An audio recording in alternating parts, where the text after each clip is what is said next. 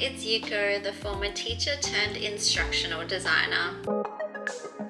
So in order to add more items to my portfolio, I thought I would share a presentation I did for key stakeholders, parents, about service learning and the community project in the International Baccalaureate Middle Years program. So this presentation is for parents to assist their children when their children are undertaking the service learning project in the MYP. It's quite a big undertaking, so it's important that all stakeholders, in this case parents, are on the same page in order for their children to have the most successful outcomes. Good evening, and thank you for attending this information night on service learning and the MYP community project. My name is Yuko, and I will explain service learning, MYP terms, concepts, and the community project. Continuing on from the PYP, action has evolved into service learning in the MYP.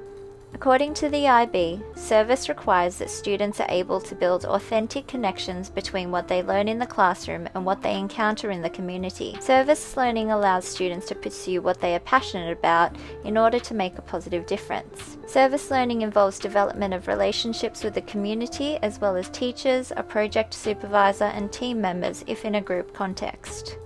Ideally, service learning would mutually benefit the student as well as the community they are supporting in a symbiotic relationship, maximizing benefits and outcomes.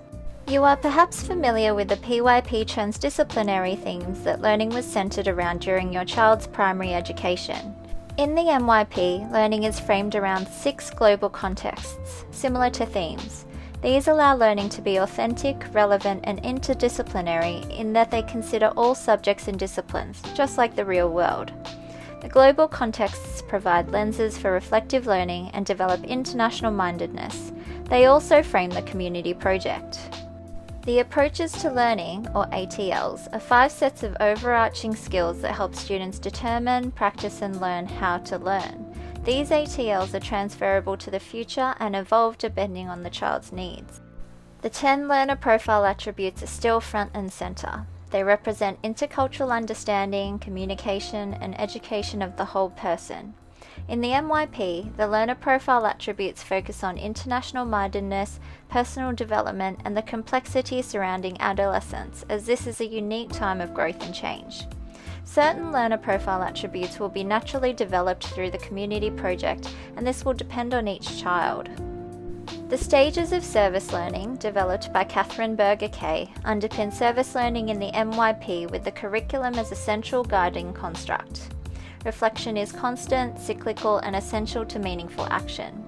There are 5 stages of service learning, beginning with investigation. This is followed by preparation, action, reflection, and demonstration. Between each stage, students reflect and report in the process journal. Students are able to visualize their progress through the 5 stages of service learning in the community project. Service provides real-world settings for students to transfer and demonstrate learning from the classroom. According to Martin and Beese, students who have undertaken service learning have better attendance, higher academic performance, and motivation than their peers. The community project allows students to achieve higher personal growth through social engagement. Furthermore, students explore their identities and feel a sense of empowerment. Emotional development and behavioral benefits are also advantages of service learning. Students prepare for the extended essay and C.A.S, or Creativity, Activity and Service, in the diploma program as they engage in the MYP community project. Alongside the benefits mentioned previously, the community project is student-driven.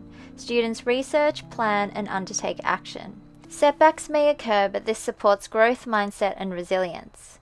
The reflection undertaken in the community project encourages an ongoing evaluation of needs and self-regulation, as well as increased confidence.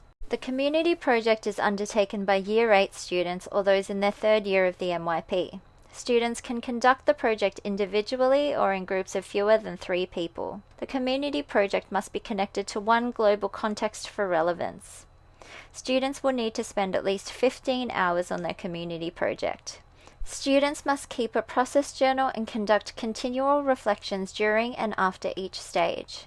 This project will be internally assessed, and students will present this on showcase night. Guidance will be provided by an individual project supervisor. Students will be able to meet periodically with their project supervisor at designated times, and they can be contacted by email and at school. Students will be assessed on 4 components that are related to the stages of service learning. Objective A refers to goal setting, use of prior learning, and research. Objective B assesses the student's proposal for action, their planning and self-management skills.